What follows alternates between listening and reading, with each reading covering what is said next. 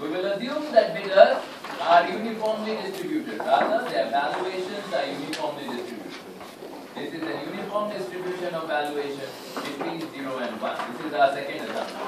The bidders, uniform distribution of valuations between 0 and 1. These two bidders are drawn from here, drawn from this distribution. And we will also assume that bidders are risk neutral. Once you have made these three assumptions, bidders are risk neutral, there are two bidders, and bidders' valuations are uniformly distributed between 0 and 1. Your question is, for bidder 1, say, what is the optimal amount? That's the question we are trying to answer. And in order to answer that question, you must notice something. Whatever bidder 1 bids, whatever bidder 1, this is bidder 1, B1.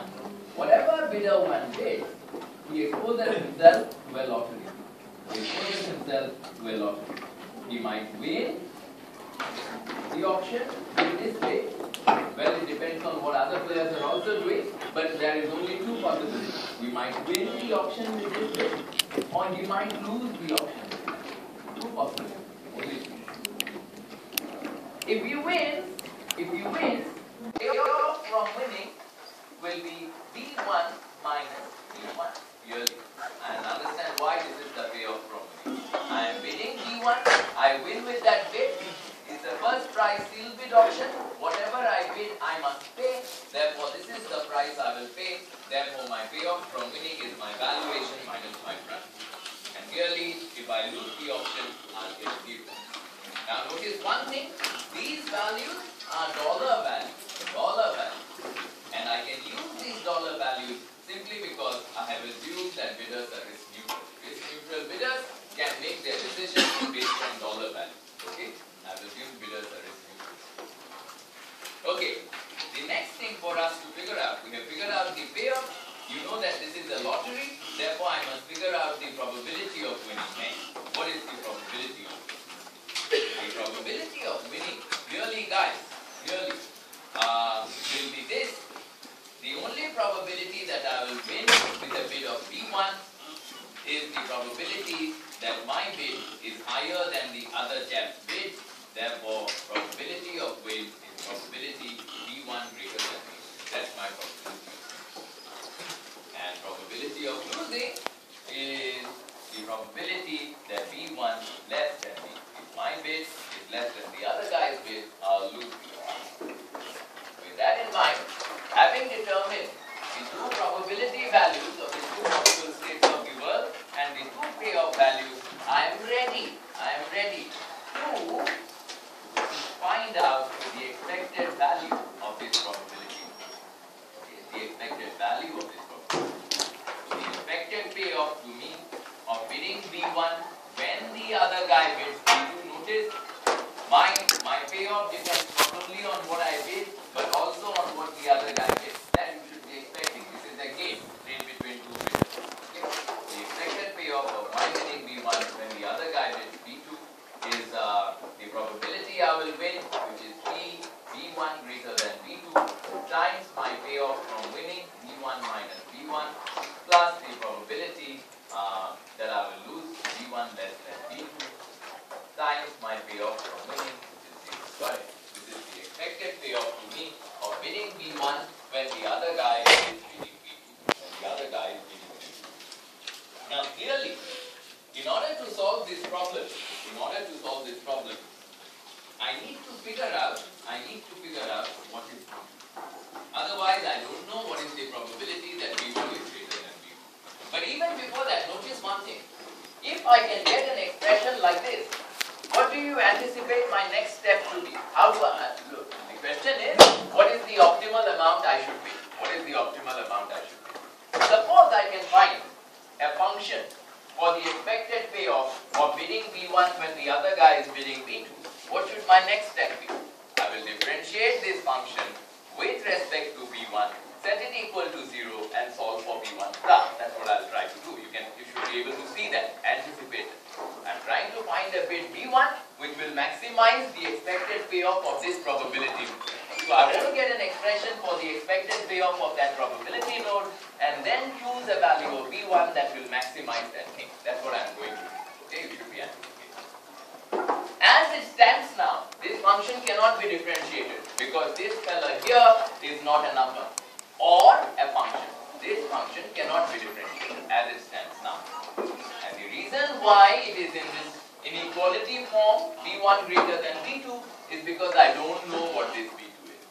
Therefore, in questions such as this, in problems such as this, you will always have to make an assumption about what you think the other bidders are doing.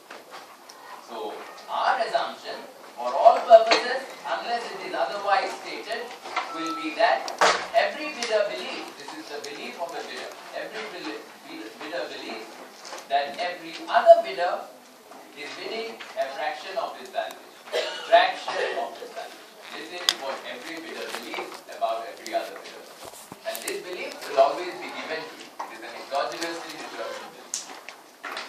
Every bidder is bidding a fraction of his valuation. That much is clear. There is no point bidding my valuation because I'll get a zero payoff from winning. So I am assuming plausibly that every bidder is bidding some fraction of his valuation, lower than his valuation. Now having that belief allows me to do something that is very important. This B2 can now be replaced with FB2. Okay? So bidder 1 believes that bidder 2 will bid a fraction of his valuation. Therefore, I can write this as B1 greater than FB2. Okay? Notice that this is a zero payoff, so I don't even need to bother about this. It will just be zero. Okay? Now, still we have a problem. We don't have an expression that we can differentiate with respect to B1 because we don't have an expression here. This is not a function. I cannot differentiate this fellow. Therefore, I need to make use of something else. Follow the logic of the argument. Notice there is no way I can solve this unless I make B2 the subject of the formula for the inequality. The reason for that is my uniform distribution is a distribution on valuation. On valuation. Not a uniform distribution of bids, it is a uniform distribution of valuation. So if I've got to find an expression for this, it has to come from here, but for it to come from here, I must first make valuation the subject of the formula. How do I do that? I rewrite this expression as B2 less than B1 over F. B2 less than B1 over F times B1 minus B1. The payoff remains the same. Times B1 minus B1. Now, I am ready. I am trying to find out what is the probability that a randomly drawn person from this distribution will have a valuation less than B1 over F. That's what I am trying to find out. So how do I do that? I arbitrarily set B1 over F here. Okay, let this be B1 over F. It could be here, it could be here. I don't care some arbitrary B1 over F. Notice B1 over F is a constant. It will lie somewhere in between. Any constant. What is the probability that a randomly drawn person from this distribution will have a valuation less than B1 over F? Clearly, it is the ratio of this line segment from our discussion of uniform distribution a couple of lectures back over this line segment. The probability that a randomly drawn valuation will lie in this interval is the length of that interval over the length of the bigger interval. What is the length of this interval? The length of this interval is B1 over F. B1 over F minus B1 over F. The length of this interval is just 1 minus 0. Therefore, this entire probability is nothing but the expression B1 over F over 1 which is B1 over F. Got it? Okay, got it. I needed an expression so that I could differentiate this function. I needed to replace this with an expression so that I could differentiate the function. I managed to get that expression. This color, the one in the rectangle, is nothing but B1 over F. Okay, B1 over F. And you still have your payoff B1 minus B1. Got it? This is the expected payoff of this probability. This is the expected payoff of a lottery that is bidding V1. Bid V1, you subject yourself to a lottery, and the expected payoff of that lottery is this. You are a risk neutral agent. Your job is to choose a value of V1 that will maximize your expected payoff. That will maximize your expected payoff. Therefore, having discovered your expression for the expected payoff, you know that what you are doing really, you are maximizing this with respect to V1. That's your problem. Maximize this with respect to V1. Okay, how do you do that? You are going to differentiate this d e phi over d e phi 1 payoff of layer 1 dt1. Notice these are two functions multiplied together, both are functions of